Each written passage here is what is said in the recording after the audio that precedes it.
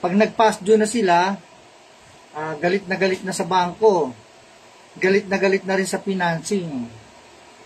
So, ang tawag nila ngayon sa bangko o financing, legal na magnanakaw. Parang medyo masakit, ano, kung ako, dati kong tatrabaho sa bangko, parang ang sakit pakinggan, no?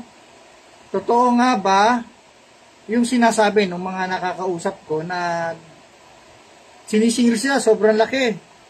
At sinasabi nila, itong mga bangko na to, legal na magnanakaw daw. Yung mga financing na legal na magnanakaw.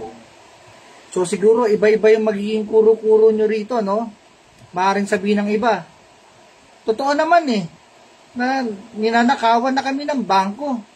Ang laki-laki nila magpataw ng penalties and charges.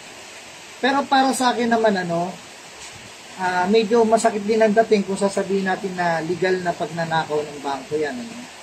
Kasi totoo lang po, pinasok natin yung kontrata na yan. Ginusto natin, nag-loan tayo, pinakita naman ng bangko yung terms and condition. O kaya pinakita naman ng financing yung mga terms and condition nila. Dahil na nag-loan ka, nakapaloob naman yun sa kontrata.